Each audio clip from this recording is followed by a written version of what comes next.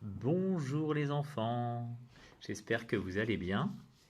Alors, pour ce chouette lison de mardi, je vous propose de vous lire Roméo et Juliette. C'est parti.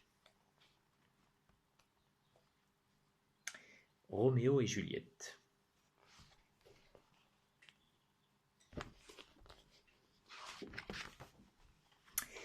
Il était une fois un grand éléphant, fort comme une montagne.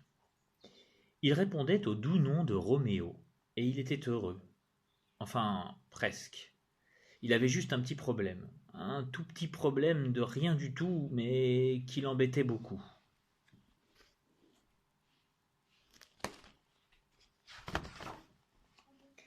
Il était timide, très, très, très timide.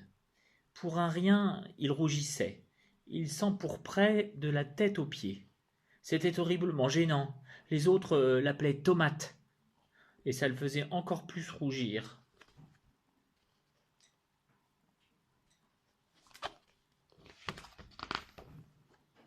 Pourtant, autour de lui, il voyait le flamant rose, le zèbre noir et blanc, la girafe jaune et le crocodile vert. Mais ça, c'était normal. Tandis qu'un éléphant rouge, c'est ridicule. Un éléphant, c'est toujours gris.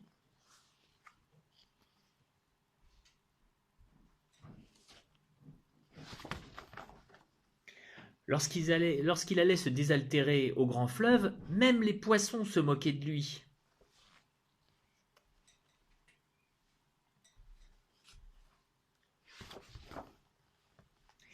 Il avait pris l'habitude de sortir quand la pénombre peint en noir toutes les couleurs et habille les formes de mystère.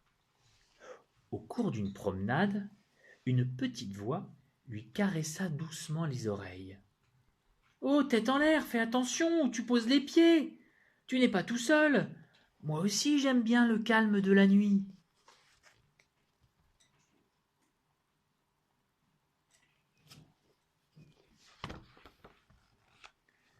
Les nuages s'éloignèrent et la lune éclaira la scène.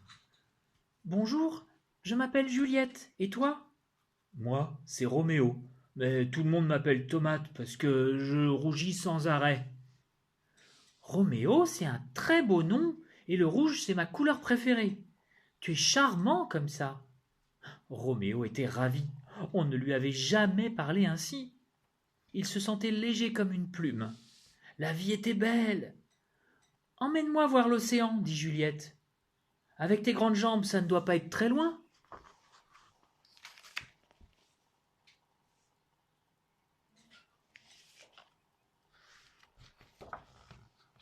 Il y eut d'abord le roulement continu des vagues qui se couchent sur la plage. Puis, d'un bout à l'autre du paysage, se déroula un immense tapis bleu. Ils restèrent longtemps fascinés par la ligne droite de l'horizon. Tu vois, le ciel aussi est parfois tout rouge, dit Juliette. Je suis bien avec toi, soupira Roméo. Moi aussi, lui confia Juliette.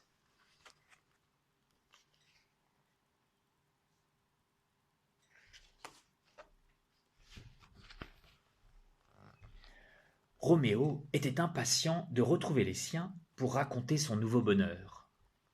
Salut, Tomate s'écrièrent les éléphants en chœur.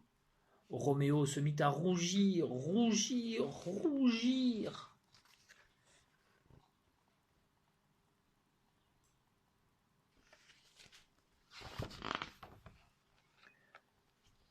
Bonjour, lança Juliette très poliment. Ouah, une souris hurlèrent les éléphants verts de peur. On dirait un troupeau de poireaux, pensa Juliette.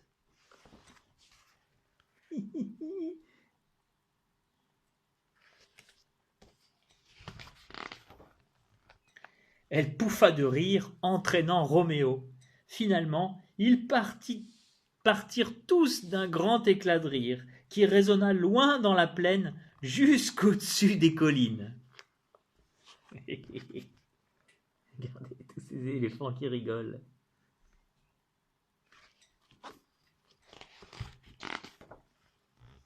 C'est ainsi que Roméo retrouva le plaisir de se balader en plein soleil. Il rougissait encore parfois, bien sûr, mais désormais, il savait que c'était charmant.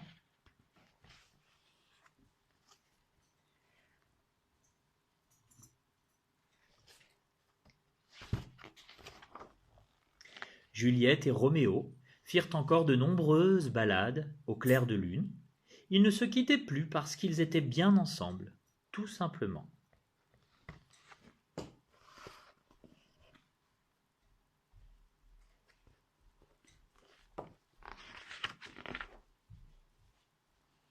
Et voilà, c'est la fin de mon histoire. Je vous envoie plein de bisous et je vous dis à bientôt.